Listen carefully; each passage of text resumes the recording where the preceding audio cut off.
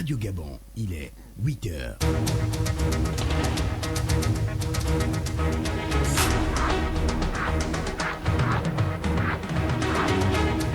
Le journal. Très bonne matinée, messieurs, dames, à l'écoute de Bonjour le Gabon sur Radio Gabon. La référence est Bonjour Guy Karet Bokona Mangala. Bonjour Bruce, bonjour à tous. À la une de ce journal. À la une de l'actualité de ce 8h, la poursuite des travaux en commission au Conseil national de la démocratie, la paix des braves, l'introduction de bulletins uniques et la proportionnelle aux élections législatives et sénatoriales sont entre autres les sujets abordés par les participants lors de ces assises. Au palais présidentiel du bord de mer, Ali Bongo Ondimba et René Ndemezo Obiang ont évoqué ensemble hier les questions liées à l'environnement, l'économie et le social, avec en toile de fond l'unité nationale et le vivre ensemble, des valeurs prônées en son temps par feu Omar Bongo Ondimba. En sport enfin, c'est ce jeudi que les Panthères affrontent au stade de rénovation de Fondeville les Léopards de la RDC en match comptant pour la 5e journée des éliminatoires de la CAN Total Cameroun 2021. Une victoire impérative pour les poulains du technicien français Patrice Neveu. Voici pour le sommaire, mesdames, messieurs, bonjour et bienvenue à cette édition d'information, la seconde et dernière grande session de la matinée sur Radio Gabon, la référence. Mesdames et messieurs, la nouvelle portion d'information que nous aurons par des questions liées à la paix, au bien-être et surtout la paix des braves, à l'introduction du bulletin unique et à la proportionnelle lors des élections législatives et sénatoriales, débattues au cours d'une plénière au Conseil national de la démocratie, Guy Karel. Et ce, dans le cadre des travaux de la session plénière de cette autorité administrative indépendante qui regroupe depuis le début plusieurs représentants des partis politiques. Jeanne Samba pour Le Point.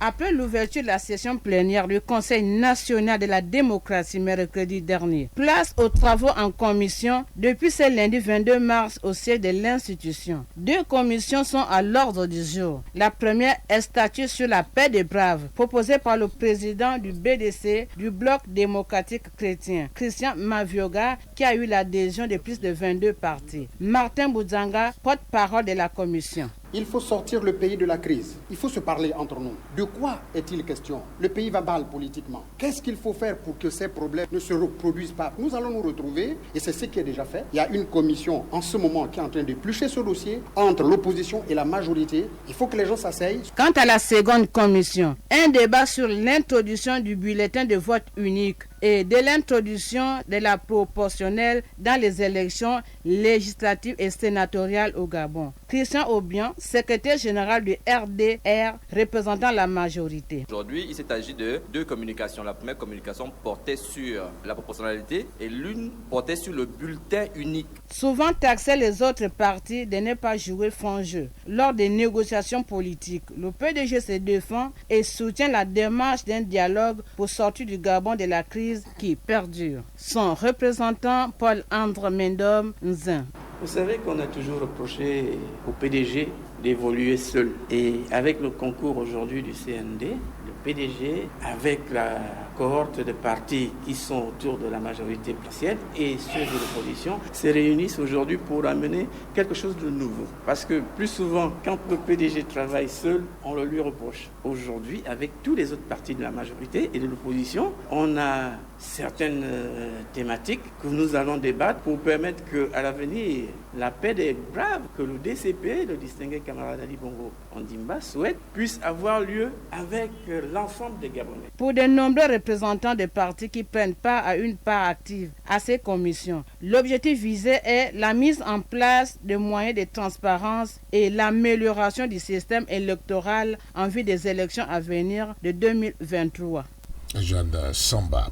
Pour sa part, Pierre Claverma Gangamoussavo a présenté ce mercredi à Libreville le fruit de sa réflexion qui porte sur la fiabilité des résultats issus des élections politiques au Gabon. Le président du PSD, Parti social-démocrate, estime que son mécanisme devrait conférer au Conseil national de la démocratie un rôle prépondérant dans la centralisation des résultats. Arnaud Ndoingozogo. Consacré à la fiabilité et à la sécurisation des résultats issus des élections dans notre pays, les conclusions de la réflexion du président du Parti social-démocrate placent le Conseil national de la démocratie au cœur du processus de centralisation des procès-verbaux de vote et donc en droit de donner les premières tendances. Pierre Claver, Mahanga Moussavou. Tant pour les élections présidentielles que pour toutes les autres, un ordinateur puissant sera placé au CGE et au CND, où convergeront directement d'un seul clic les résultats de chaque bureau de vote à partir de 20h. Chaque candidat étant également destinataire de ces résultats. Et au plus tard, à 22h, la mission du CND serait d'indiquer les tendances. La mission du CGE d'annoncer les résultats. La mission de la Cour constitutionnelle serait de proclamer les résultats définitifs. Les procès-verbaux physiques continuent entre-temps à être acheminés aux CGO provinciaux et qui les regroupent pour les envoyer au siège central du Centre gabonais des élections à Libreville. Avant d'annoncer les résultats, le CGO doit d'abord, selon Pierre Claver Mahanga Moussavou, se concerter avec le Conseil national de la démocratie. Le lien ici n'est plus le lien direct avec la Cour constitutionnelle comme on le voit, mais le lien avec l'organe qui régente la démocratie dans notre pays. Avant l'annonce des résultats par le CGE, un délai de 48 heures est accordé aux candidats qui font un recours gracieux au sein du CND, qui mettra en place une commission ad hoc aux fins de rectifier quelques erreurs matériel, objet de cette concertation entre le CGE et le CND avant toute annonce des résultats par le CGE. En cas de second tour ou pas, les recours sont introduits au Conseil national de la démocratie. Ils sont examinés au cours d'une plénière par les commissions paritaires. Celles-ci émettent ensuite des avis motivés et consensuels en direction de la Cour constitutionnelle ou du Conseil d'État. Les deux juridictions sont tenues de suivre cet avis pour valider ou non les élections. Narno Ondo Ngozogo, au palais du bord de mer, à présent, ce mercredi, le chef de l'État, Ali Bongo Ondimba, s'est entretenu avec René Ndemezo-Obiang, le président du Conseil économique, social et environnemental. Au centre des échanges du palais présidentiel entre les deux personnalités, les questions environnementales, économiques et sociales, avec en ligne de mire l'unité nationale et le vivre ensemble. Compte rendu, Prisca Mougoula. Le développement socio-économique de la nation était au centre des échanges entre le chef de l'État, Ali Bongo Ondimba, et son hôte, le président du Conseil économique, social et environnemental, CESE. Au moment où le pays fait face à la crise sanitaire liée à la pandémie de la Covid-19 et autres défis sociaux et environnementaux, il est nécessaire pour les forces vives de la nation de prôner l'unité nationale et le vivre ensemble, au-delà des divergences. René Ndemezo-Obiang, président du Conseil économique, social et environnemental. Les entretiens ont porté particulièrement sur la nécessité de faire tout en sorte que tous les fils spirituels de notre regretté père, le président Omar Bongo Ondimba, puissent se retrouver, renforcer cette grande famille naturelle et faire en sorte qu'au-delà des malentendus, des frustrations qu'il y a pu avoir ici ou là, que toute cette grande famille de l'illustre disparu puisse se retrouver, de sorte à renforcer son unité et aller dans le sens du développement du Gabon. Au cours de cette audience, les questions liées à la problématique du changement climatique n'étaient pas en reste. Les deux personnalités ont évoqué le rôle du Gabon dans cette lutte, dans l'échiquier international.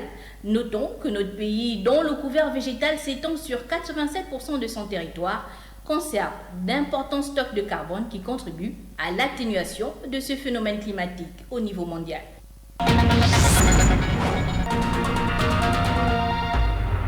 Vous êtes bien sur Radio Gabon, la référence. Évoquons à présent à Gikal Boukone Mongala le lancement hier dans la capitale de notre pays, à Libreville, lancement du projet d'évaluation environnementale et sociale stratégique au Gabon. L'initiative est à mettre à l'actif de la Banque mondiale. Elle vise à impacter 6 des 9 provinces que compte le Gabon. Le dit projet est mené sur le terrain par la SOGEVAL, la Société gabonaise de suivi et évaluation des politiques publiques. C'est ce que nous rapporte Ahmed Ryan Ndiengi. Cette phase de consultation sous forme d'enquête prévue pour une durée de 79 jours mettra à contribution 4 experts gabonais qui sillonneront 6 provinces du pays sur 9 pour une évaluation environnementale et sociale qui servira d'outil d'aide à la décision. Dr Marcelin Nzengi, expert forestier et chef de mission. Il s'agira donc de pouvoir à la fois réaliser une revue documentaire à partir de laquelle tous les outils et formulaires de collecte des données vont être réalisés. Ensuite, de passer à la phase consultation, entretien, enquête sur le terrain. Et une fois qu'on a collecté l'ensemble de ces données vont être traitées, compilées, en vue d'en sortir des synthèses qui vont intégrer les différents rapports qui seront réalisés. Cette évaluation environnementale et sociale stratégique, financée par la Banque mondiale à hauteur de 100 millions de francs CFA, vise également l'élaboration d'un plan stratégique pour la réduction des gaz à effet de serre. La finalité, c'est d'avoir l'ensemble de ces éléments, des moteurs de la déforestation et de la dégradation, en vue de pouvoir mettre en place un plan d'atténuation des impacts, des risques liés aux émissions des gaz à effet de serre. Le Gabon lutte contre le changement climatique. Notons qu'un rapport régulier des experts sera fait à chaque étape de cette phase de consultation pour une meilleure visibilité des problématiques évoquées, avant d'entamer in fine en mai prochain les autres étapes de cette étude pour une durée de 180 jours. Ahmed Reine Nzengi, retour à présent sur les travaux du Conseil des ministres du mardi 23 mars 2021. Lors des dits travaux, lors des dites assises, plusieurs projets de textes ont été adoptés. Parmi lesquels ceux relatifs à l'élimination de la violence faite aux femmes, à la modification et suppression de certaines dispositions du Code civil et du Code pénal en République gabonaise. Écoutons à ce sujet Madeleine Baird, ministre porte-parole du gouvernement. Madame le ministre a présenté au Conseil des ministres qui les a adoptés 3 projets de loi. Le projet de loi portant élimination des violences faites aux femmes. La présente loi, prise en application de l'article 47 de la Constitution, vise à mettre en place les mesures permettant de protéger les femmes contre toutes les formes de violence et de discrimination, de les prévenir, les poursuivre et les éliminer, de même que les violences qui affectent de manière disproportionnée dans le milieu familial en promouvant l'égalité réelle entre les femmes et les hommes. Pour sa mise en œuvre, le texte précise le rôle assigné à toutes les administrations impliquées, notamment les ministères en charge de la condition de la femme, de la famille, de l'éducation nationale, de la santé, de la justice, de l'intérieur et de la défense nationale, des affaires sociales et de la communication, lesquels adoptent, chacun en ce qui le concerne, les mesures nécessaires en matière d'égalité entre les sexes et de lutte contre les violences à l'égard des femmes. Dans le cadre du suivi, le texte énonce la création d'un observatoire national du droit des femmes. Le projet de loi portant modification et suppression de certaines dispositions du Code civil en République gabonaise. Le projet de modification du Code civil apporte des amendements aux fins de promouvoir l'égalité entre les sexes, notamment l'obligation d'obéissance de la femme, le rôle du mari en tant que chef de famille, le monopole de l'administration légale des biens d'un mineur non émancipé au père pour le remplacer par un exercice commun, le choix de la résidence familiale réservée au mari pour en faire un choix commun. Les modifications indiquées portent aussi sur la protection de la femme dans la communauté, définie par le mécanisme de reprise sur les biens en cas de liquidation de la dite communauté, la suppression de l'obligation de notifier au mari par la banque, l'ouverture d'un compte et la balance débitrice de celui-ci par la femme pour les remplacer par un principe égalitaire en modifiant la disposition qui incombe au mari sur les charges du mariage. Madeleine Baird, ministre porte-parole du gouvernement. Il faut dire, Guy Carrel, que ces projets de textes adoptés par le gouvernement en vue du renforcement des droits des femmes au Gabon seront bientôt soumis en examen et adoption au Parlement. Il s'agit là d'une avancée saluée par de nombreux observateurs, mais qui suscite tout de même d'autres interrogations. Cependant, le quota des 30% de femmes et leur présence dans les postes de décision est toujours respecté dans notre pays. Elda Nelikumba pour les précisions.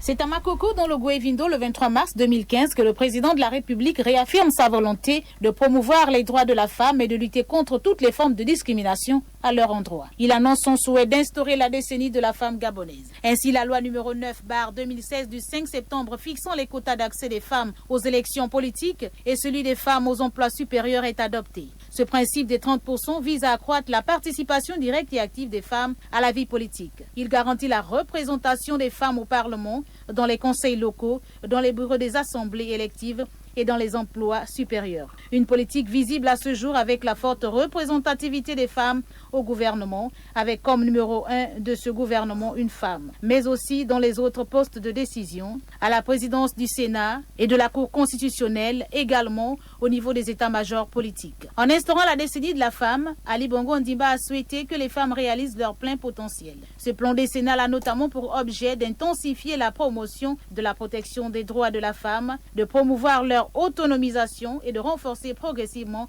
l'arsenal juridique contre les dispositions discriminatoires à l'égard des femmes. D'ailleurs, pour coller à cette politique, le Conseil des ministres du 23 mars dernier a adopté le projet de loi portant modification et suppression de certaines dispositions du Code civil en République gabonaise. Ce projet de modification du Code civil apporte des amendements aux fins de promouvoir l'égalité entre les sexes, notamment l'obligation d'obéissance de la femme, le rôle du mari en tant que chef de famille. Toute chose qui pourrait réjouir les féministes. C'est ici un combat vers la victoire.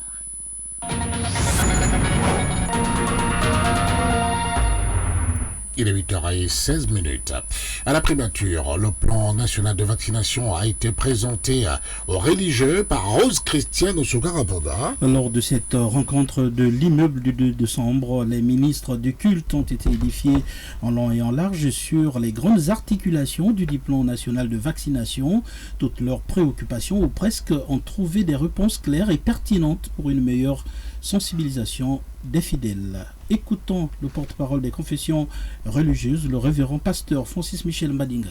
Nous avons été tout simplement appelés pour que le plan de vaccination nationale nous soit présenté et nous permettre de donner nos avis. Vous savez que ce sont les communautés religieuses et les questions éthiques, les questions que nous nous posions. Nous avons tenu à en savoir un peu plus en posant des questions pour être éclairés et être à même de pouvoir ensuite parler à nos communautés, parler aux populations, parce que nous ne voulons pas être nourris uniquement par ce qu'on voit ou entend par les réseaux sociaux ou le Congrès national. Nous voulons être informés à la source de ce qui se passe, c'est quoi un vaccin, qu'est-ce qu'il y a à l'intérieur, quels sont les dangers par rapport à nos populations, quels sont les process qui ont été acceptés ou qui seront mis en place. Donc toutes ces questions, il était important pour nous de les connaître. Bon, mais déjà, vous remarquez que l'ensemble des communautés a été représenté. Le vicaire a représenté l'archevêque de Libreville. Vous avez le président du guide évangélique qui s'est fait représenter, le président de l'Alliance chrétienne et missionnaire, l'imam de Libreville et moi-même. Donc il y aura certainement une concertation avec nos pères de l'ensemble des communautés pour en discuter. Donc, nous devons faire le rapport de ce que nous avons entendu, que ce soit entre nous, mais que ce soit aussi à l'intérieur de chacune de nos communautés, pour que nous ayons tous la même information. Mais je pense qu'il était quand même très utile pour nous de ne pas en rester à ce que nous pouvons voir. Vous savez, l'information, il faut aller la chercher à la source. Je pense qu'il y a un certain nombre de questions en toute transparence que nous avons posées. Moi, personnellement, et tous ici le savent, j'étais très inquiet par rapport au vaccin synthétique, et nous avons voulu savoir si ce vaccin-là était un vaccin synthétique. Donc des éléments, on va dire, scientifiques nous ont été donnés. Donc nous ferons le point avec nos pères et à l'intérieur de chacune de nos grandes communautés. À présent, faisons le point de l'actualité en international et pour ce traditionnel tour d'horizon des nouvelles hors de nos frontières, Issa Steve Mefan. Mais d'abord, bonjour Issa. Bonjour Guy Carrel. Et on débute donc par le Sénégal où l'on s'interroge déjà sur les tenants et les aboutissants de l'union de l'opposition. Exactement, une libération provisoire accordée hier mercredi à Guy Marius Sagna, Amadou Clédor Sène ou encore Hassan Diouf, militants arrêtés il y a un mois notamment pour organisation d'un mouvement insurrectionnel, des libérations intervenant dans le contexte de la procédure judiciaire visant Ousmane Sonko, l'opposant accusé de viol par une employée d'un salon de massage. Avec cette affaire, l'opposition a regagné du terrain médiatique. Elle plaide l'unité face au régime du président Macky Sall. Alliance concrète ou vœu pieux, la suite est très attendue. Le Niger, à présent, avec le forum sur la sécurité au Sahel qui s'achève. Exactement, aujourd'hui, jeudi 25 mars, marque le dernier des 3 jours de deuil national décrété après les attaques à Tilia et Banibangou, proche de la frontière malienne, où plus de 203 civils ont été froidement assassinés par des groupes armés. Des attaques encore non revendiquées, mais dont le mode opératoire rappelle fortement le groupe État islamique dans le Grand Sahel. C'est dans ce contexte où s'achève effectivement le forum sur la paix et la stabilisation des pays du Sahel autour du thème stabilisation des zones de conflit et lutte contre le terrorisme dans le Sahel central et le bassin du Tchad. Il a été question d'apporter des solutions nouvelles pour accompagner l'effort militaire. Le Kenya aussi, dans cette page africaine, le Kenya longtemps vers une fermeture du camp de réfugiés de Dadaab. Exactement, la fermeture de 2 immenses camps de réfugiés sur son territoire, le territoire kenyan bien sûr, les sites de Dadaab et de Kakuma, abritant plus de 500 000 réfugiés, principalement somaliens pour le premier et sud-soudanais pour le second. Nairobi invoque des raisons sécuritaires, une annonce inquiétante, mais dont l'application s'annonce extrêmement complexe. Merci beaucoup Issa. Steve Mefan.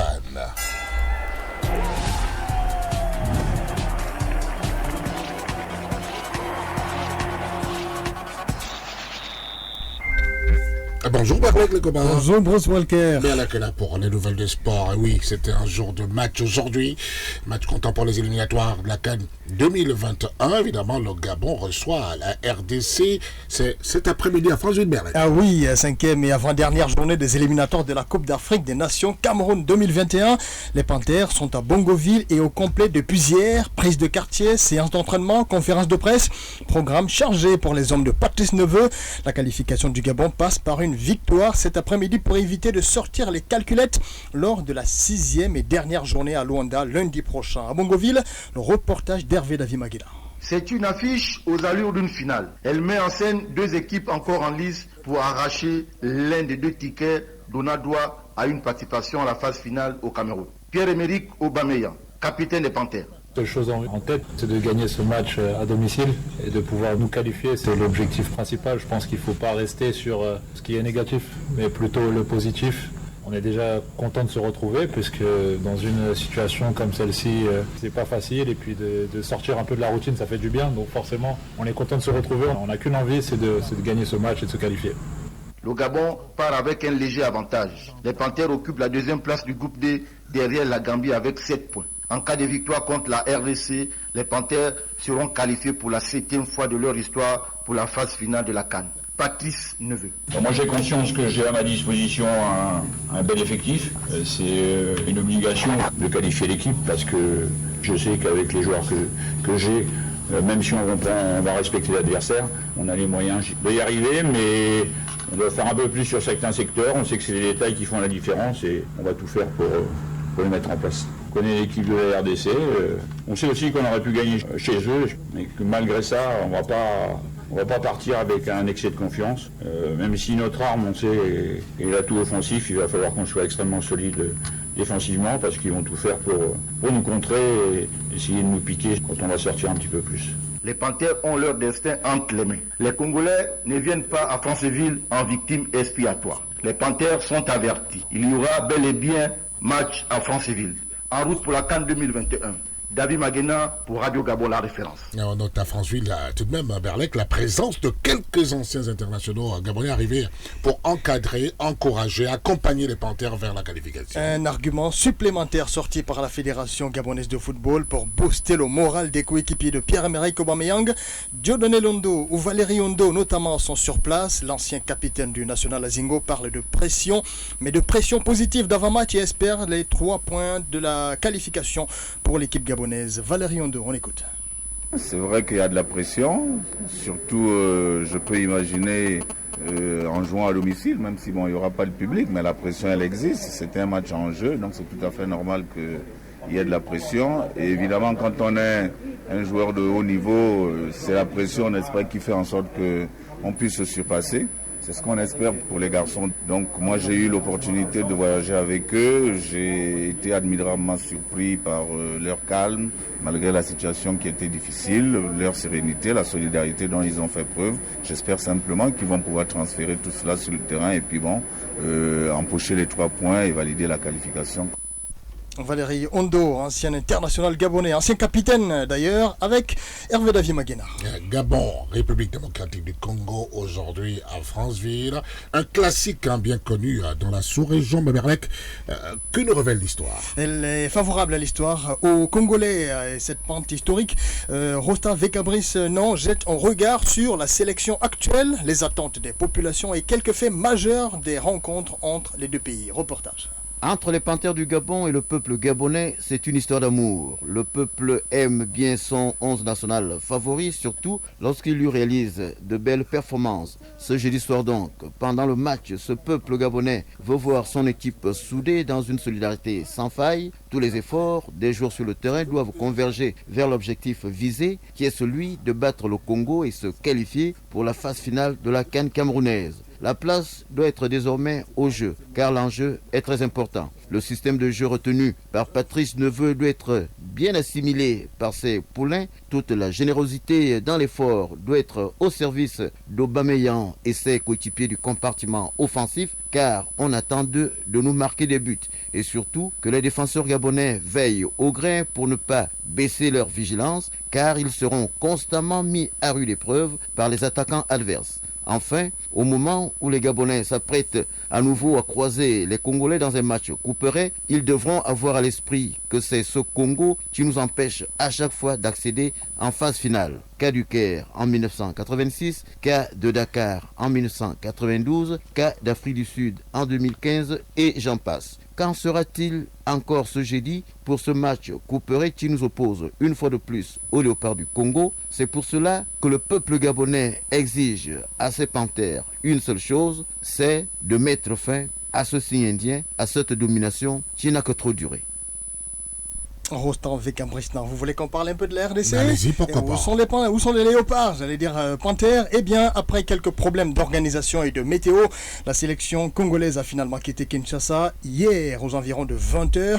Arrivés tard dans la nuit à l'aéroport de Mvenge, les Congolais n'auront donc pas pris part à la conférence de presse d'avant-match. Pas de reconnaissance de terrain non plus pour les hommes du sélectionneur Christian Sengi Biembe.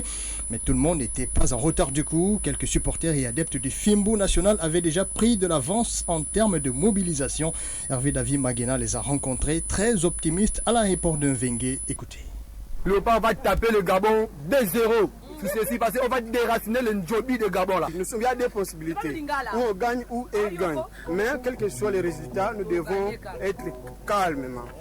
C'est le sport. Voilà. Quelles que soient les difficultés, moi Naza Zaïroa, quel que soit RDC au gagner Gabon 3-1, pronostic in Angaï.